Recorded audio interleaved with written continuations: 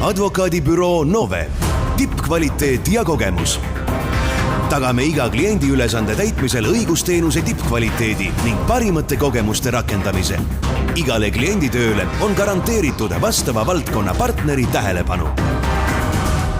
Tere head kuulajad! Tänases saates räägime eriti viimasel ajal rohkelt kõlapinda leidnud mõistest nagu avalik huvi ja teeme seda just planeerimise ja projekteerimise vaatevinklist.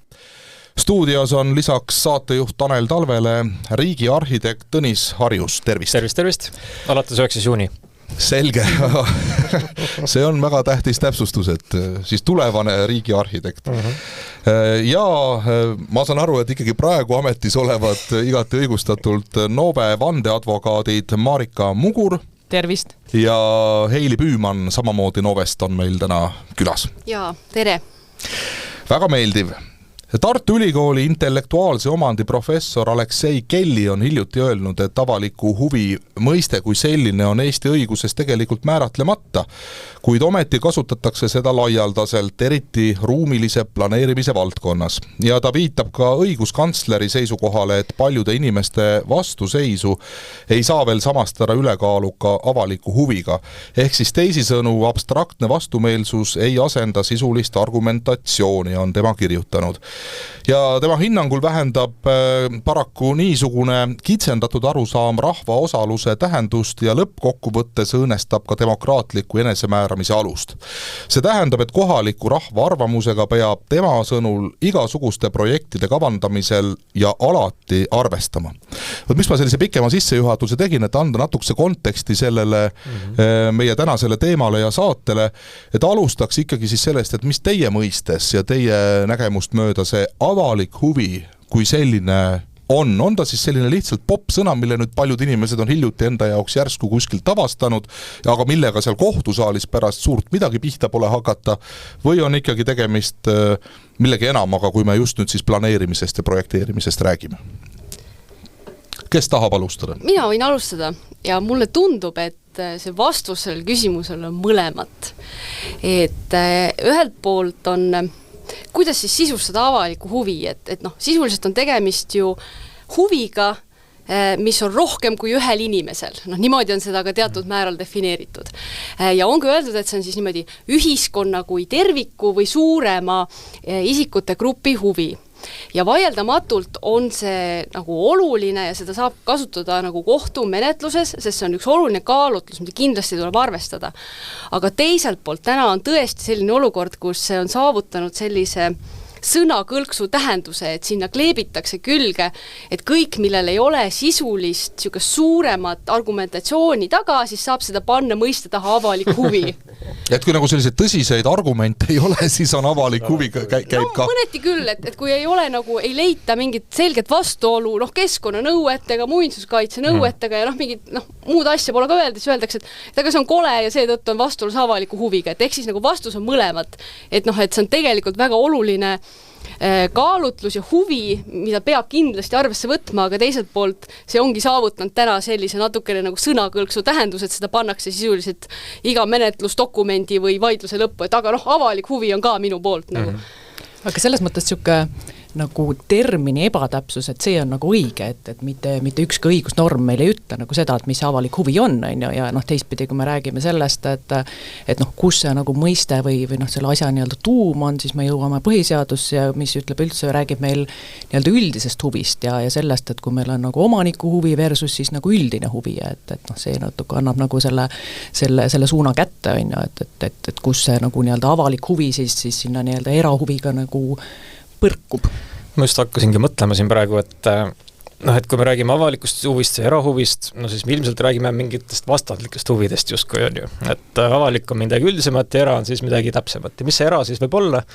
Kui me vaatame siin näiteks ka majandusteaduses sükestele põhialustele otsa, et siis erahuvi võiks olla see, et erategija tahab saavutada maksimaalselt kasumit iseenda heaks on ju. Et kui me räägime siin üksik indiviidist, siis võib tähendada ka mingisugust sükest kõige võimalikku parimat heaolu iseenda jaoks. Ja võib-olla huvitav on siin selle vastandeid vaadates see, et kui me räägime nüüd linnaplaneerimisest, sest linnaplaneerimine on alati pika vinnaga lugu on ju.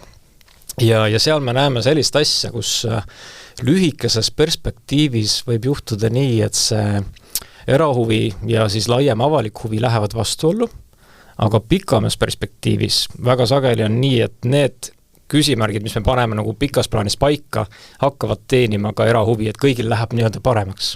Ma toon hästi lihtsa näite, et tuua siia natuke konteksti ka, et on liiga abstraktne jutt. Räägime siin sellisest asjast nagu ikka kestlik linnaplaneerimine, kompaktsem asustus ja nii edasi, ja üks oluline tegur seal on alati liikuvus. Kõik suudame tülliada, kui me hakkame rääkima autodest ja jalgratastest näiteks, on ju. Ja jalakäijatest. Ja jalakäijatest. Ja nüüd, kui me, ilmselgelt miks me tegeleme säästva liikuvusega, on see, et meie õhk oleks puhtam, avalik huvi, eks, et oleks puhtam. Tänu sellele meie tervis oleks parem, juba hakkab lähemale liikumisena, erahuvile ja nii edasi.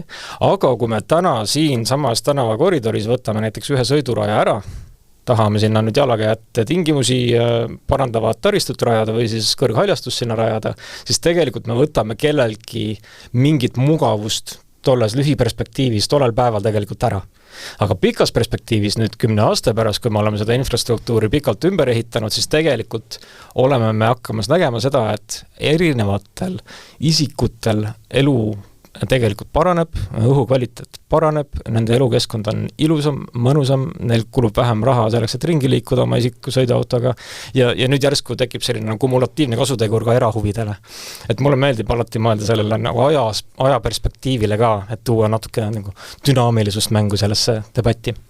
Aga kas siin on mingid, ma vabandan, ma juba hõikan siia vahele, sest mul tekis nii miljon mõtet, kui ma mõtlen nendele nii-öelda case'ide peale, eks ole, mis siin on hiljuti olnud, et kui me räägime avalikust huvist, et siis justkui ta on nagu nende arendajate vastu suunatud või kas mulle ainult tundub sedasi, et kui me räägime arendajast, kes tahab midagi teha, siis tema põrkub kohe avaliku huviga, aga see sama, mida sa praegu just ju rääkisid, võib olla ka ju vastupidi, et see avalik huvi võib olla ju teistpidi ka, või mis pidi see teie kogemuses või praktikas nagu siis pigem on olnud? No, võib-olla korra jätkaks seda mõttekäiku isegi siit samast, et meil on jäänud nagu mulje ja ka siin diskussioonis käib see läbi nagu era- ja avalik huvi on alati konfliktis. Teatud viisil nad kindlasti ka on, aga samas nagu minnes veel lihtsamaks, siis ma ei tea, tööstuse rajamine kuhugi piirkonda.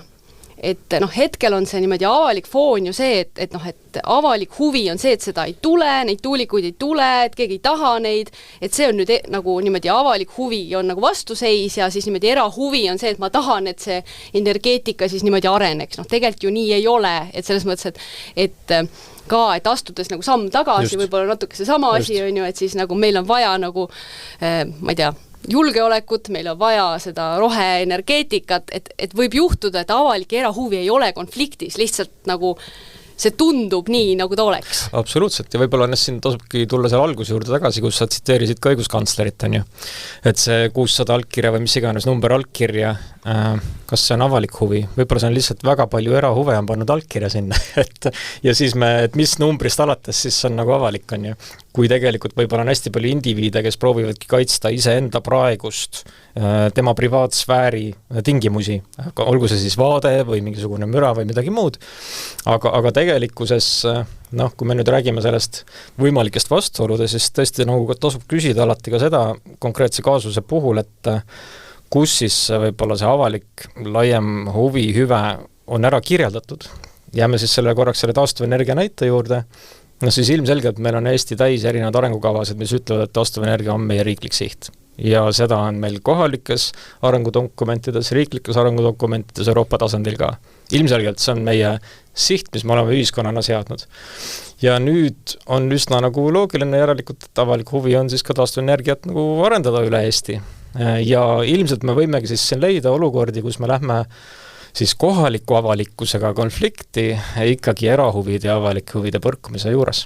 Aga ma arvan, et see ongi see, et kui me räägime avalikust huvist, siis see ei ole nagu selles mõttes nagu üks terviklik asi, vaid meil on seal nii-öelda hästi mitmes suunas erinevad kihid, et meil ongi sisuliselt nii-öelda nagu meil on nagu riiklikul tasandil avalikud huvid, meil on kohalikul tasandil avalikud huvid, meil on nagu kogukonna tasandil avalikud huvid ja me peamegi neid kõiki vaatama ja samamoodi seal avaliku huvi sees on siis nii-öelda teistpidi viilakad on ju, et täpselt kas me räägime keskkonnast, kas me räägime, ma ei tea, energeetikast, räägime räägime me riigikaitsest, et neid on hästi mitmetahulised ja hästi lihtne on minna see, et see, kes kõvemini kisab, see just nagu tundub, et on suurem avalik huvi. Ja ütleme, et võib-olla kolmas kiht on tegelikult ka see, et kas me hindame seda huvi nii-öelda tänase, nagu sisuliselt nagu nii-öelda meie vaatest või meie laste vaatest, on ju, et seal võib ka tulla tegelikult sisse see oluline nagu vahe, et kes siis nagu nii-öelda seisab nende nii-öelda tuleviku avalike huvide eest. No ma kuulen ja mõtlen siin praegu, et kui me ikkagi seda mõistet ennast ei saagi nii täpselt ju defineerida siis, eks ole, nagu ma aru saan, et aga kellel või kes siis seda avalikku huvi üldse kaitseb või kes see institutsioon peab olema või need igaüks siis ise peab enda eest seisma või mismoodi see pool meil siis Eestis vähemalt käib? Ma võib-olla vaidleks selles osas vastu, et seda, et avalik huvi ei ole nüüd mitte kuskil sõnastatud või defineeritud. Meil on tegelikult avaliku huvi võib siis ka ju jagada nagu selliseks avalikuks huviks, mis on tegelikult dokumenteeritud. Miljööväärtuslikud alad näiteks, ma ei tea, Nõmmel ja nii edasi. See dokument kajastabki ju põhimõtteliselt avaliku huvi või kokkulepped selle piirkonna kohta samamoodi. Erinevad Natura-alad, see ongi avalik huvi ja see on dokumenteeritud avalik huvi, aga selle üle me ei vaidle, ja siis tegelikult meie nagu põhiline ressurss läheb vaidlemaks siis selle üle, mis on nagu mitte dokumenteeritud avalik huvi. Ja nüüd seda, kes siis nagu kaitseb, et tulles nüüd tagasi selle planeeringu ja projekteerimise juurde, et siis võib-olla võikski nagu niimoodi öelda, et planeeringutes on see selles mõttes natukene nagu selgem või lihtsam, et planeeringu korraldaja ülesanne on ju tagada, et see nagu lõpplahendus oleks nagu tasakaalustatud. Ehk siis ta võtabki kõik huvid arvesse, vähemalt nii see peaks olema, siis seal hulgas nagu avalikud huvid, mis me siin niimoodi jõudsime järeldusele, et neid on ju nagu erinevaid ja ka vastupidiseid, ja peaks siis sündima niisugune tasakaalustatud lõpplahendus. Aga ma saan aru, et projekteerimisel on see vist natukene nagu niisugune keerulisem. No selles mõttes jah, et kui me räägime planeerimismenetlusest üldse, siis see ongi ju avalik menetlus just nimelt selle pärast, et sisuliselt nii-öelda küla pealt kõik need arvamused koguda ja siis nende põhjal siis menetleja peaks siis olema see, kes ütleb, et neid huve kaaluma ja selle põhjal mingi otsuse tegema, on ju. Aga jah, kui me oleme nagu selles olukorras, kus me nii-öelda kitsamalt projekteerimas mingit konkreetset ehitist, siis meil seal sellist nagu avalikku protsessi enam ei ole.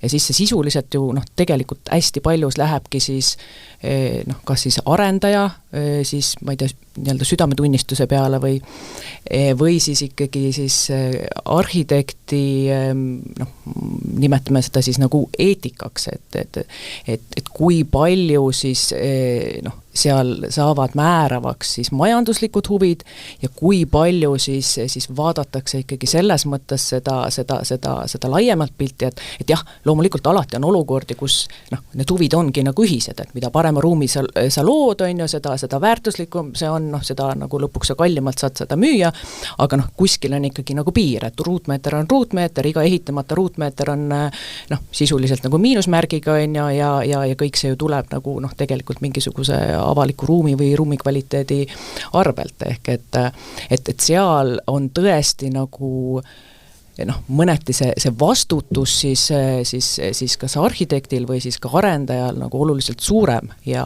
selles mõttes tegelikult ongi nagu hästi oluline see, et need nii-öelda eelnevad protseduurid ehk et siis planeerimismenetluses meil oleks siis määratletud nagu kõik need olulisemad avaliku huvi komponendid ära selliselt, et see mänguruum jääkski sinna kohta, mis annab meile selle tulemuse, mis nagu avaliku huviga vastu olla ei läheks. Mis see arhitekt nüüd sellest silmade läbi vaadata, et on teil siis mingisugune kohustus või kuidagi selline vastutus või mis iganes, et või teil on lihtsalt leping, klient tellib mingisuguse tüki, eks ole, teie teete selle ära, mida klient on tellinud ja kogu lugu, et seal teie see piir lõpeb, te vaatate, et seinad kannaksid ja katus peaks. No ütleme nii, et ju kui me räägime üldse sellisest, võtame siis maja kerkimine, et oleks illustreeriv nähtus kõigil silme ees, siis maja kerkimine ju algab hästi abstraktsest nähtusest, nagu on üleriigiline planeering, siis tuleb järgmine, tuleb maakonnaplaneering, siis üldplaneering, siis detailplaneering ja siis lõpuks ehitusluba ja siis hakkab ehitamine pihta. Ja sellisel moel niimoodi täpsusastme poole liikudes tegelikult ka see avalikkuse kaasarääkimise võimalus ja vajadus tegelikult järjest nagu väheneb. Et lõpuks tegeletakse korteri sisekujundusega ja siin ei ole mitte kellelegi asja öelda, mis värvi ma oma toaseina kujundan.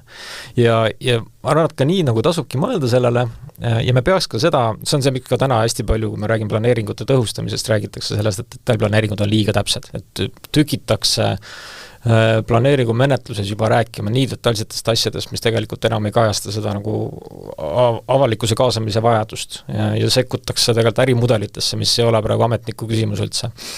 Ja kui nii siis võtta, siis mida tugevamalt me loome niisugusel õigel planeeringu tasandil sellised jagatud väärtused, ma ei tea, täna näiteks on ka analüüsitud seda, et kuidas rohkem hea elukeskkonna kriteeriume õigusesse ka siduda ja kuidas seda rohkem projekteerijad ja ametnikud ka arvesse võtaks, kui siis maja projekteerima ka hakatakse. Et kui me need jagatud väärtused on nagu platvormina olemas, siis hiljem nüüd projekti käigus tegelikult ei peagi me nende teemade juurde enam tagasi tulema, et need on a priori juba olemas ja loomulikult tuleb siin mängu kindlasti ka üldine teadlikkus ja haridus, et arhitekt lihtsalt nagu intuitiivselt juba töötaks nende jagatud väärtuse baasil. Ja niisuguse optimistina ma alati vaatan tagasi oma karjääri peale, et siis kui ma läksin linnaarhitektiks 2012 aasta, siis me nägime küll seda, et kus tuli vaeva näha, et õpetada, mis see nagu parem ruum või me siin enne naljatamise rääkisime sõnast paigavaim, et kuidas seda paigavaimu paremini tabada arhitektuuris. Aga täna ma näen seda, et meil on ikkagi see ehituskultuur on igas tasandis läinud nii palju kvaliteetsemaks, et sellega tegelema ei pea. Et ju siis me oleme rohkem nende jagatud väärtustega ja jagatud väärtuste all ma peangi silmas tegelikult avaliku huvi, et me olemegi sellega nagu rohkem tegelenud ja seda kultuuri ehitanud. Kuidas kaitsta paigavaim, et kõigepealt otsida üles ja siis püüa ta kinni. Et selles mõttes, aga ma pean tunnistama, et minu jaoks on selles diskussioonis jäänud nagu natukene arusaamatuks see küsimus, et põhimõtteliselt meil on see hierarhiline süsteem on ju, kõik alama astme planeeringud peavad olema nagu kõrgemal seisva planeeringu kooskõlas ja kõik on niimoodi loogiline ja me oleme jõudnud olukorda, kus siis põhimõtteliselt ikkagi nagu teiselt poolt öeldakse, et ei, et aga need kõrgemal seisvad väärtused siis ei ole kuidagi rakendatavad. Et aga samas mulle jääb see selles mõttes arusaamatuks, et kui üldplaneeringu tasandil see on kehtiv akt, on pandud paika nagu läbimõeldud need niimoodi kvaliteetse ruumiloome põhimõtted ja ka piisava täpsusastmega sellisena, et need on võimalik nagu päriselt alama astme planeeringus nagu ellu viia, kajastada ja võtta arvesse, et et teeme asja paremaks, sa ei vii seda kuidagi, sul ei ole seda kuidagi kasutada, on ju. Või ma ei tea, teeme lihtsalt parema ruumi, aga kui sul on nagu reaalselt kõik need tiheduse näitajad ja kõik need võimalikud nagu näitajad, sa saad päriselt seda kasutada, siis miks meil ei ole juba täna võimalik avaliku huvi nagu kaitsta? Sest minu hinnangul on, mina ei näe, et meil oleks õiguses takistus nagu kõrgemal seisva strateegilise dokumentidega nagu kitsendada alama astme niimoodi strateegilise dokumendi näitajaid. Aga mulle ikkagi tundub nagu see, et selles mõttes jääb see detailsus ikkagi nagu võib-olla liiga nagu üldiseks, et just nimelt, kui me räägime nagu mingist heast ruumist ja just nagu sellest, et kui me oleme seal konkreetselt nagu projekteerimise nagu tasandil, et meil oleks kuskil, selles mõttes ma olen nagu nõus, et hea oleks, kui see oleks kuskil kirja pandud, et mida me mõtleme, mida me nagu selle koha pealt mõtleme nagu mingi hea ruumi osas ikkagi võib-olla nagu suurema detailsuse astmega kui see, mis on nagu planeeringute detailsuse aste. Ehk et ja siis, kui ongi nagu arhitekt nagu selles kohas, kus ta hakkab hoonet projekteerima, siis meil on ka võimalik öelda, et mis on see siis nagu see hea tava, millest tuleb lähtuda. Ehk et kui me õigusruumis ju ka vaatame, et lihtsalt see, et mis on konkreetse arhitekti mingi subjektiivne arvamus, et kuidas on hästi või halvasti, on nagu üks asi, puhtalt nagu nii-öelda isikliku vastutuse teema, aga teine on see, et kui me ikkagi räägimegi nagu põhimõtteliselt mingist tavast, millel nagu õiguslikult on ka teine nagu sisu ja mõte. See diskussioon võib-olla veidi läheb sinna kohta, kus iseenesest planeerijad ja arhitektid diskuteerivad pidevalt raadiokuulajale ka infoks see, et see detailsuse küsimus, kui detailne üks mingi planeeringu tasand peab olema, et see on igipõline teema ja mille üle me täna räägimegi ka ühiskonnas laiemalt, peabki rääkima. Ja üldine tendents on see, et on läinud pigem järjest detailsemaks mis selle võlu on see tõesti, et meil ongi siis nagu kokku lepitud alused. Käitume selle järgi, me saame võib-olla hilisemad menetlused kiiremaks, sest et meil on juba varem mingid teemad kokku lepitud, on ju. Mis on selle miinus, on see, et liiga detailsed otsused liiga kõrgel tasandil tähendab seda, et mängime ennast lukku. Et lihtne näide on see, et kui me täna kuskil detailplaneeringus määrame ära näiteks, et me kavandame siia korruselamut, korterelamut, paneme seal paika hoone kõrguse, arvestades sellega, et selle korteri optimaalne kõrgus võiks olla kuskil 3 meetrit, see puhas laekõrgus, ja fikseerime siis korruselisusega ära. Nüüd 5 aastat hiljem mõeldakse, et kuule, korterid siin ikka ei lenda, et meie majandus eeldaks, et siin on rohkem büroopindasid, need tahaksid nüüd saada 5 meetrit kõrgust. Detailplaneering ei luba enam.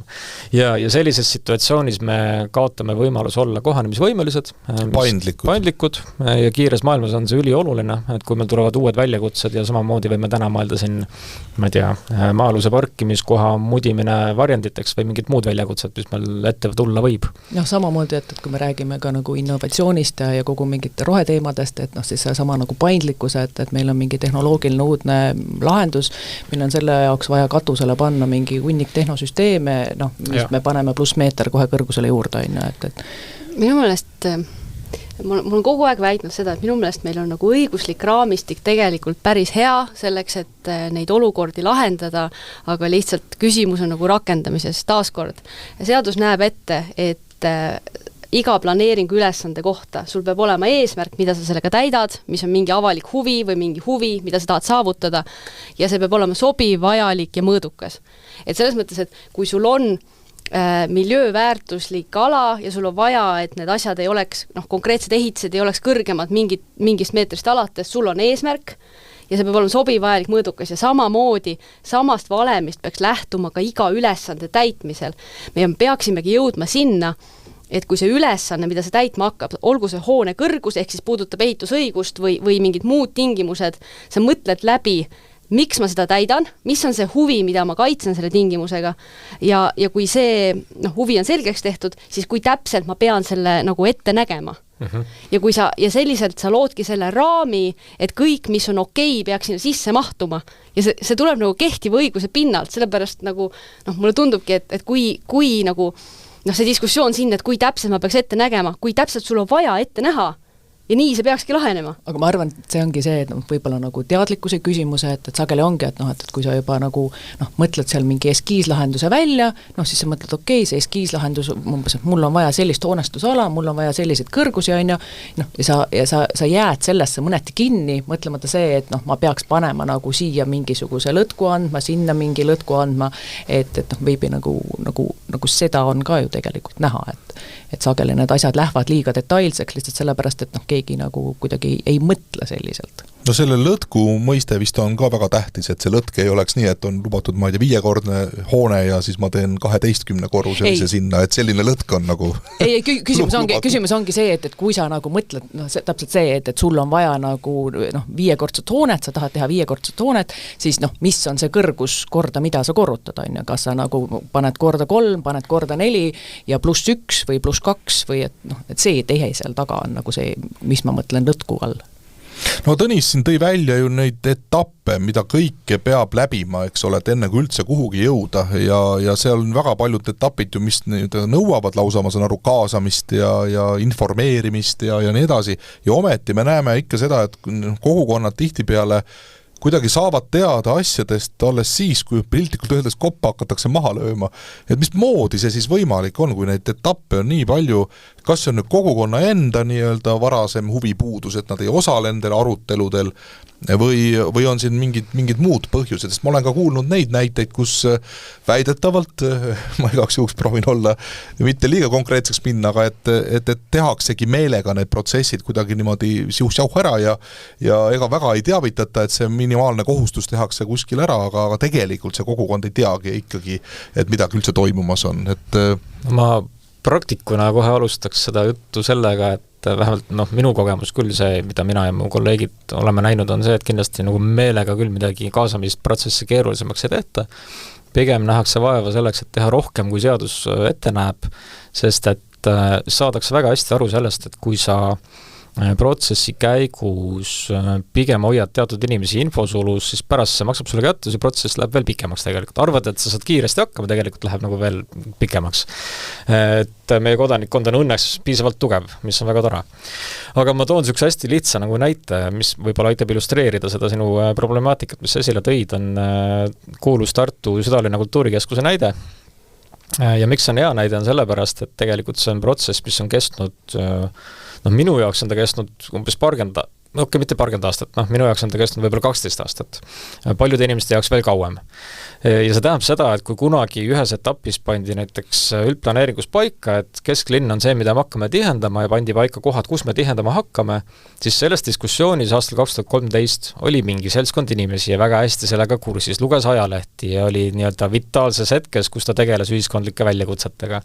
Nüüd 2025 on ilmselge, et väga palju on vahepeal toimunud, et uued inimesed on peale tulnud, on nooremad inimesed on vanemaks saanud, vanemad inimesed on veel vanemaks saanud ja toimub selline tsirkulatsioon ja ehitatud keskkond kujuneb aeglaselt valdavalt ja sellepärast on vajagi kogu selle protsessi vältel tegelikult alati meelde tuletada kõiki need algtõdesid, et miks me üldse seda protsessi kunagi alustasime.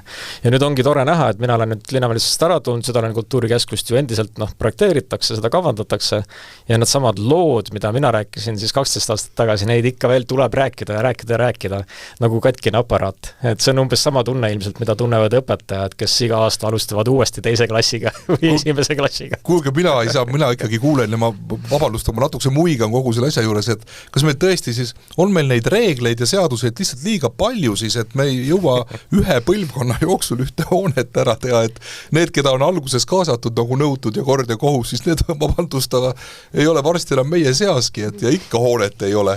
Et mis toimub? Võib-olla lihtsalt selle nagu mõttekäigu jätkuks on see, et on kaks paratamatust. Üks on see tõsiasi, et not in my backyard. Et kui te rääkisite nagu printsiibis linnakeskkonna tihendamisest, siis olid kõik nõus. Aga aga kui sa tuled seda keskkonda tihendama minu tagahoovi, siis on nagu kindel ei. Et eks siis nagu, seal tekib juba üks nagu vastuolu ja teiseks on nagu paratamatult on meil hulk inimesi, kellel ei ole nagu laiemate protsesside vastu huvi ja nad ärkavadki siis, kui keegi ütleb neile, et ma hakkan su hoovis või su niimoodi maja taga ehitama ja me ei saa selle vastu, see jääb, see oli, see on ja see jääb. See on tõsi, jah, et kui ka täna ma olen ka üleriiklise planeeringu tiimis olnud, et siis on paras väljakutse, et me tahame, et inimesed oleksid sellest huvitatud, kuidas meie asulad võiksid tulevikus kujunema hakata, rääkige kaasa ja väga raske on inimesi kaasa haarata, et ükskõik kui palju head kommunikatsiooni sa ei tee, et ta jääb lihtsalt liiga abstraktseks ja liiga üldiseks ja sa sellisel planeeringu tasandil ei saagi rääkida iga inimese nagu igapäevamuredest. Ja natuke on näha seda tegelikult ka, võtame jälle selle taastuvenergia näite, mis kuum on, et seda on näha ka seal aruteludes, et inimesed ju väga tihti tulevadki ka kohtumistele ju sellepärast kohal, et neil on tegelikult igapäevaseid praktilisi muresid, mida nad tahavad rääkida. See ei pruugi üldse olla selle tuulikuga seotud, et nad tahavad rääkida oma mustast kaevuveest või katkisest taristust või halvast wifi ühendusest. Inimestega lihtsalt tulebki rääkida, et ja see on nagu oluline. Aga nüüd on siis see keeruline osa on, kuidas nüüd kuskile piir nagu vahele tõmmata. Et täna me tulime kokku, et rääkida siiski tuulepargist. Aga siis sa pead andma talle selle kanali nagu nendest muudest teemadest ka kusagil ikkagi lahendusi sellele leida. No avalike teenuste kättesaadavus maapiirkondades on täiesti eraldi saate teema ja saadete teema, et sellest me võimegi jääda rääkima ja ma olen selles mõttes täitsa nõus, et need kanaliseeruvad lõpuks mingiks protestiks, mingi konkreetse asja vastu, mis ei pruugigi olla võib-olla see põhijuurikas või see põhiprobleem, aga me tulemegi siin sellise toreda mõiste juurde, nagu, mis on uudissõna minu meelest, nagu rändprotestijad, võib-olla on neid aegade algusest saadik olnud, aga kui palju teie olete näiteks oma advokaaditöös kokku puutunud sellise asjaga, et me räägime sellest not in my backyard asjast, ehk siis mitte minu tagahoovi, aga teinekord on seal inimesed, nende tagahoov on hoopis teises Eesti otsas, et olete te tähele pannud sellist tendentsi? No ütleme nii, et see on nii kuum ja populaarne teema, et seda on väga raske mitte tähele panna. Aga aga noh, võib-olla nagu ma võtaks seda sellest niimoodi, mis see mõiste on ja kuidas seda leida, seda teab igaüks peaaegu, aga mis on minu nagu mõte või mure sellega on see, et tegelikult see rändeturism, mis siis toob kaasa seda niimoodi vastupanu, viib tegelikult selleni, et nende kohalike elanike, kes tegelikult seal piirkonnas siis nagu on ja keda see teema päriselt puudutab, kellel on nagu sisuline mure konkreetse nagu objektiga, et nende hääl enam ei kõla, sest see müra on nii suur, see niimoodi keskkonna ja see rohemüra niisugusel abstraktsel tasandil on nii suur, et põhimõtteliselt see käik ongi selline, et kui saadetakse 700 või 900 küsimust, meeletus koguses märgukirju, mis tegelikult ongi abstraktsed, neile vastatakse abstraktsed, kui üldse vastatakse, vastavalt siis niimoodi kehtivale seadusele, siis see üks inimene, kellel on nagu päriselt sisuline probleem, kas ta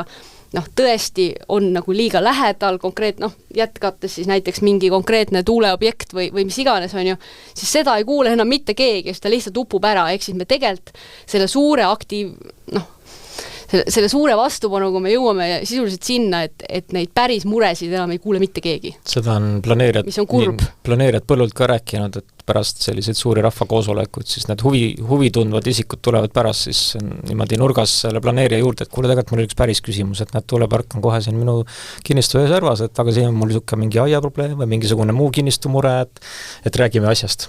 Jah, et umbes, et liigutame nagu, ma ei tea, 10-20 meetrit seda konkreetset positsiooni paremal vasakule, kõik on okei, on ju, aga seda enam ei kuule mitte keegi, sellepärast, et ülejäänud 700 inimest ütlesid, et siia ei tohi üldse kunagi midagi juhtuda. Siis kui me jõuame nagu räägime samas sellest, et kuidas planeeringud võtavad kaua aega, et siis kui sul ongi see nagu 700 märkust, millega sa pead tegelema, millele sa pead vastama, siis ongi, et kas sa nagu päriselt jõuad nagu süveneda ja sealt nagu leida välja nagu need asjad, mis on nagu päris asjad, on ju, või sa lihtsalt tegeled nagu sellega nagu tuimalt, et tutvusime, ei arvesta jadaega.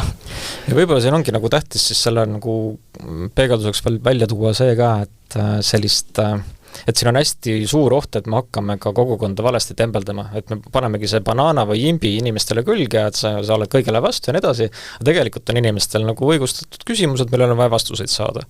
Ja siis on need lärmajad, kes tõesti erineva väärinfoga nagu puhuvad teema ebameeldivalt keeruliselt üles. Ja tehes sellega karuteene sellele samale kohalikule kogukonnale tegelikult, et siin on mitu sisulist kogukonda arutelu ei tekigi. Ja siin on mitu kogukonda on tegelikult näinud, et taastuvenergia tulekuga siin olgu siis nii-öelda talumistasu või mingid muud boonused, et need tegelikult on väga head asjad, mis võiksid kogukonda tulla, rääkimata sellest, et see hea roheline kohalik elekter võib sul pärast olla soodne tegur, et sinna tuleks ka töökohad ja muud, et sellele tuleb ka mõelda.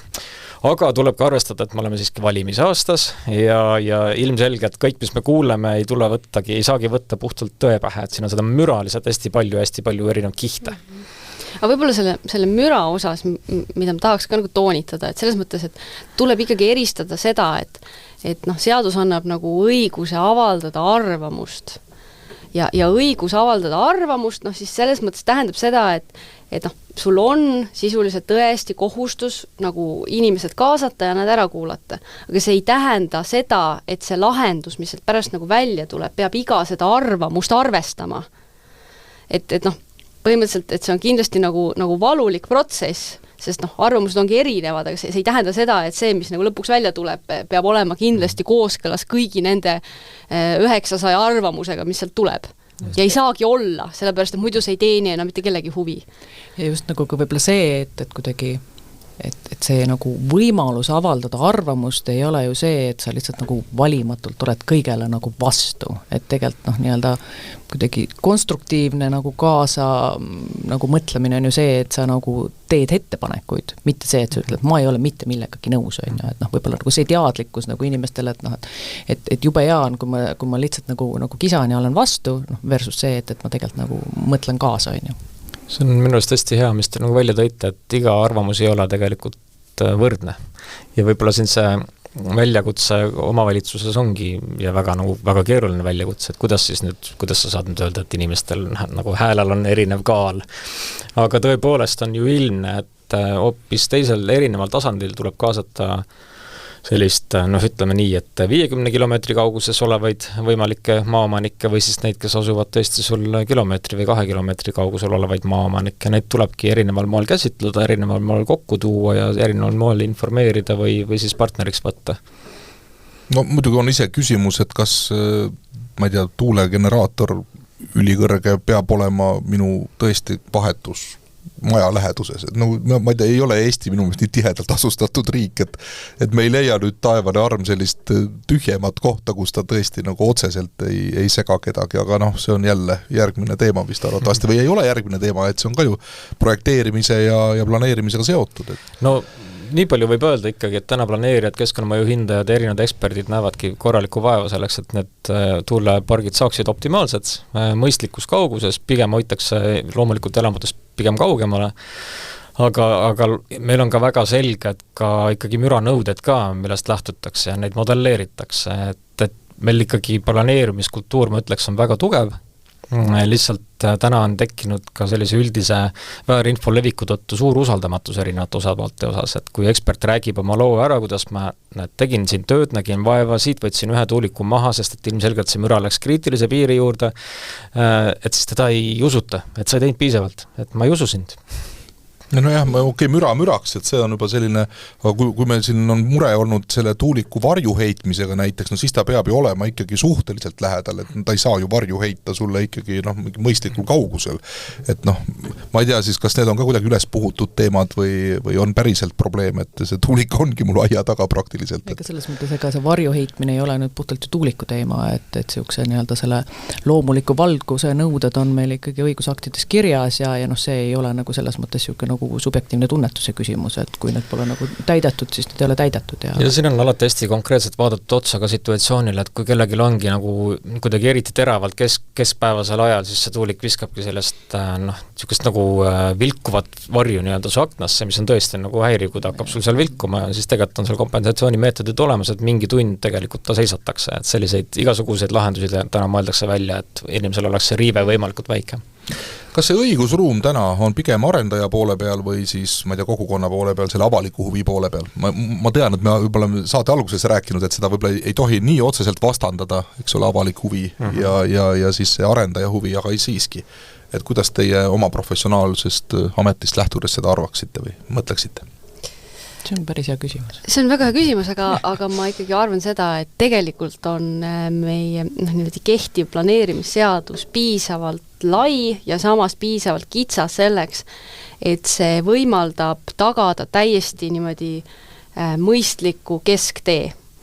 Et ma isiklikult ei näe, et meil oleks kehtivas seaduses siis niimoodi selliseid probleeme, mis ei võimaldaks neid planeeringuid teha efektiivselt või siis siis vastupidi, et need oleks nagu liiga kiired, et ei võimaldaks isikuid nagu tegelikult kaasata, et see pigem on niisugune niimoodi rakenduse pool, ehk siis, aga kuna palju sõltub sellest, kes seda planeeringut nagu ühelt poolt korraldab ja teiselt poolt nagu koostab ja läbi viib, ehk siis seal on märkimisväärne niisugune inimese ja korraldaja faktor, siis paratamatult need lahendused ongi teinekord erinevad. Aga minu meelest me jõuame sinna, et kas me peame hakkama igat asja nagu reaalselt seaduses nagu lahendama olukorras, kus probleem võib-olla on teostuses. Just, tegelikult ongi ju pigem nagu see, et erinevates omavalitsustes ongi see olukord nagu hästi erinev, et see sageli nagu pigem läheb nagu sinna, et kui palju on siis konkreetsel ametnikul seda siukest otsustamisjulgust, on ju, et kas sa julged teha asja ära, otsustada, et see on nagu, tundub nagu mõistlik või et ongi, et sa kardad nagu siukest nagu mingit avalikku hukkamõistu, mingisugust ja siis tegelikult jäävad need asjad venima sellepärast, et kuskilt nagu üks kooskõlastajatöö oodatakse nagu, et jõutaks mingisugusele nii-öelda konsensusele olukorras, kus seda tegelikult nagu ei olegi võimalik teha. Ja kus tuleb lihtsalt nii-öelda võtta nagu julgus kokku ja öelda, et nii on. Aga kas see ametnik kardab siis ainult seda avalikku arvamust või ta ikkagi kardab reaalselt vangi minna, kui ta mingisuguse ütleme sellise... Halva planeeringu eest vangi. No ei tea, aga mis see vastutus täna üldse on ja kellel on? Et me oleme siin ühiskonnas ja meedias ju siin räägitakse kogu aeg, meil on tänapäeval ikka täitsa hullu olukord sellepärast, et mitte keegi mitte millegi eest ei vastuta. Selline lause on väga tihti läbi käinud. On see siis ka tegelikult nii või?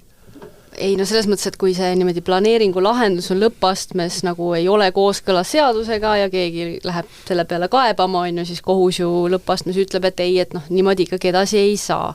Aga selles mõttes, et ühesõnaga meil on nagu kohtulik kontroll, mis vaatab seda nagu objektiivselt kaugelt, et seda, et saab kelleski nagu niimoodi noh, üle sõita, seda olukorda ei tohiks olla. Aga ma olen täiesti nõus sellega, et mul on praktikas nagu korduvalt tulnud selliseid olukordi, noh nii planeeringute kui ka siis niimoodi ehitusloa menetluses, kus tuleb mingi noh, kas kooskõlastamata jätmine või mingi arvamus, mis ei ole nagu siduv ja ainus lahendus, mis nagu KOV teeb või mida ta näeb, on see, et palun lahenda kõik küsimused ära. Aga noh, selge on see, et seda ei ole võimalik teha, kuna seal on konflikt ja keegi peab otsustama. Noh, jäta see siis kehtestamata või noh, ehitusluba välja andmata, lähme vaidleme, aga nad lihtsalt nagu palun lahenda kõik probleemid ära, siis räägime edasi. Ja see toob kaasa, muuseas on üks põhjus, miks see menetlus on hästi ebaefektiivne.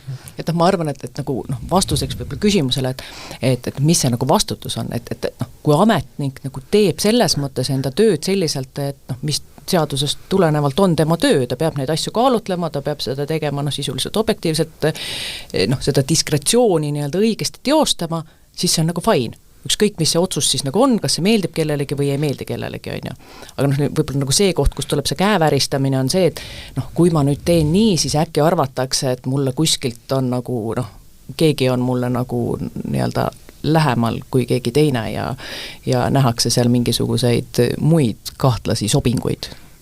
No meil on palju ka räägitud ju sellest, et enam justkui ei saagi midagi siia Eestisse ehitada, midagi ju suurt ja sellist üldist kasu tohuvad seesama avalike huvides tegelikult olevat ehitusobjekti, et lihtsalt ei ole võimalik enam seda teha. On see lihtsalt selline mõnede markantsemate näidete pealt tulnud jutt, et tegelikult ikkagi on ehitatud ka ja lihtsalt nendest ei räägita, sest mida sa räägid, kui kõik läks sujuvalt ja kõik on hästi, või ongi tõepoolest ikkagi täna juba olukord selline, kus ei saagi mitte midagi siia Eestisse teha, ei tehaseid, ei tuulikuid, ei midagi. Võib-olla see keeruline probleem on eelkõige see, et tõepoolest raskem on midagi teha seal, kus meil on rohkem inimesi ja lihtsam on teha seal, kus meil on rohkem loodusväärtusi. Ja see tagab olukorra, kus noh, toome siin sisse meie asustusstruktuuri muutuse läbi aegade, milleks on pidev selline laiali valgumine. Üks põhjus, miks see toimub, ongi see, et keegi ei taha jageleda siin tihedas keskkonnas, kus sa saad võrdlemisi väikse ehitusõiguse teiste majade vahel, et sul on palju lihtsam teha üks suur, pigem odav maatulundusmaale, üks suurem elamuala. Mis sellega juhtub, on see, et meie noh, paljud keskkondlikud probleemid, ühiskondlikud probleemid ja nii edasi, et ma sellest valglinnastumise probleemist siin pikalt ei peatu sellel, aga selline tendents on. Ja see on ka põhjus siis täna, miks me siin muretseme selle pärast, et suurlinnades menetlused on pigem aeglased ja väljaspool siis rasvaringides või ranniku ääres on menetlused palju lihtsamad, et see tendents jätkub. Ja siin nagu niisama lihtsasti seda ka ümber ei pööra, sest ilmselgelt siin tihedas keskkonnas meil ongi neid huvisid lihtsalt rohkem, mida kaaluda ja sa peadki neid kaaluma, peadki inimesi rohkem kaasama, sest et siin on lihtsalt rohkem inimesi. Et siin on ka kindlasti vaja mingeid muid hoobasid ka, mis aitaks meie siis seda arengut hoida kompaktsena ja mitte niivõrd laiali valguvana. No võib-olla nagu näen seda niimoodi, et jah, saab küll suuri objekte teha ja mis see nagu tuum on selles, et noh, planeerimisõigus ju ei ütle seda, et sa pead saavutama konsensuse, mis on hästi oluline. Taaskord, noh, nagu me siin ennem rääkisime, sa pead kõik osapooled kaasama, sa pead nad ära kuulama, sa pead need arvamused läbi vaatama, sa pead vaatama, kas see on nagu noh, reaalselt võimalik, õigusaktide piires, müranormid, aga kui see niimoodi on, siis me jõuame sinna otsustusjulguseni. Et minu meelest nagu paljud objektid on takerdunud kas poliitilise tahte, noh, sealhulgas kohaliku omavalitsuse poliitilise tahte, sellepärast, et noh, see, ma ei tea, tuues näited, siis see kanala lihtsalt ei ole piisavalt atraktiivne, me ei taha seda siia, et oleks nad sellega nagu hüpoteetiliselt päriselt noh, seaduse kohaselt edasi läinud. Et ühesõnaga vastus on selles, et ma arvan, et me saaksime neid ehitada küll, seadus nagu kuidagi ei anna piire, et me peame kõigiga kokku leppima, lihtsalt küsimus on nagu tahtes, soovis ja niimoodi sealhulgas poliitilises tahtes seda asja päriselt seal nagu kohalikus kogukonnas teha. Jah, ma arvan, et küsimus ei ole nagu see, et noh, nüüd enam ei saa. Lihtsalt seda on vaja siis rohkem julgust. see on muidugi tore soovitus siia saate lõpuossa, et mis seal ikka, mis te värisete, olge julge, hirm on see, mis äraks teeb, eks ole, aga päris nii lihtne see elu vist ei ole. No ja teine teema on ikkagi see, et me peame aru saama, aga miks me midagi teeme, et tänasel päeval ikkagi see selgitustöö ja tugev kommunikatsioon on alati üks võtmesõna ja tihti ka langevad lihtsalt erinevad halvad asjad kokku ja mingi suurem investeering oma sõnumi ja oma siis äriplaaniga lihtsalt kuidagi ei haaku sinna konteksti, et seda ei suudeta veenvalt ühiskonnale selgeks teha. Aga ma korra nagu torkan veel seda ka enne, et kui sa küsisid, et kummal pool siis õigus on, et kas erakätte suunas rohkem või avaliku huvi suunas rohkem, siis seda ikkagi tuleb öelda, et juhul kui eraarendajad viivad ellu eesmärke, mis on meil avalikult kokku lepitud, siis tegelikult ta töötab ikkagi avaliku huvi hüvel. Ja seal lihtsalt, kus võib-olla need piirid lähevad ähmasemaks, kus ei ole need reeglid niivõrd selged, kus võib-olla pressitakse suuremad kasumid, kui tegelikult see avalik tasakaal on ette näinud, et seal tuleb siis vaadata, et mis toimub.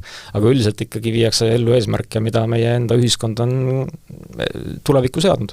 Ja võib-olla sellega ka seonduvalt, et kohus ju sisuliselt planeerimisotsuste puhul vaatab seda, kas kohalik omavalitsus on otsust võtnud arvesse kõiki olulisi asjaolusid ja teinud põhjendatud otsuse. Et kohus ju ei sekku nendesse planeerimisotsustusse.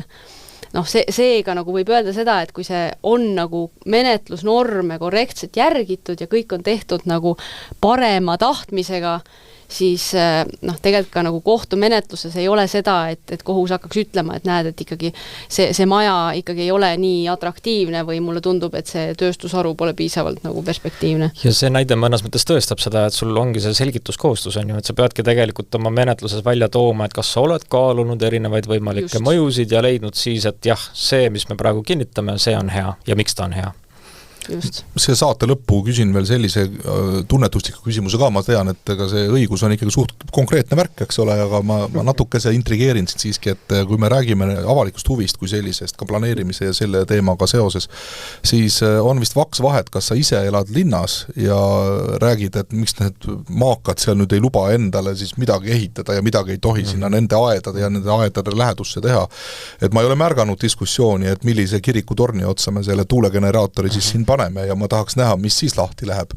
Et lihtsalt võib-olla õigluse huvides, et ei tasu võib-olla ka neid maal elavaid inimesi liiga selliseks not in my backyard inimesteks tembeldada. Ei üldse mitte, et minu meelest meil oli see Harju maakonna see maavarade planeering ja seal need perspektiivsed alad ei olnud üldse kaugel Tallinna linnast, et ei saa öelda. Kas Tallinna linna elanikud juba teavad seda või avastavad siis, kui kopp maas on jälle? Ma pean tunnistama, et see kindlasti ei saanud väga positiivset vastukaja. Aga seda, et sellega kuidagi ei arvestatud, ei saa küll öelda, või et perspektiivis ei nähtud ette seda võimalust, ütleme siis nii.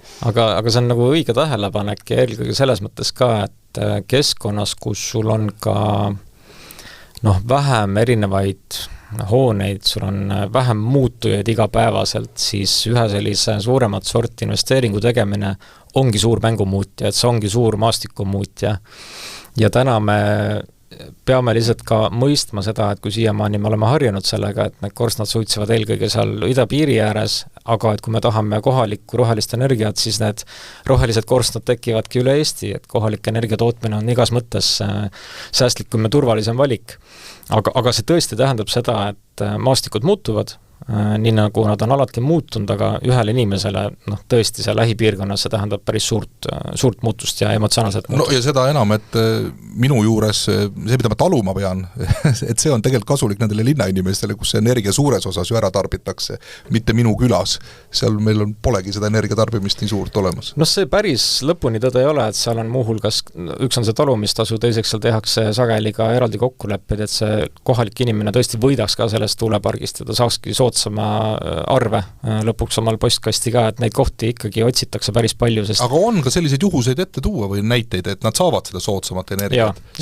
Ma ütlen, mina tavalise inimesena vaatan seda meediapilti, mina saan aru, et ei olegi üldse nii, et pannakse ikka kõik, kuna kõik osapooled täna saavad aru, et see maastikumuutus on suur ja see ei ole lihtne asi kellelegi vastu võtta, siis just nimelt selliseid kokkuleppekohti kogu aeg otsitakse.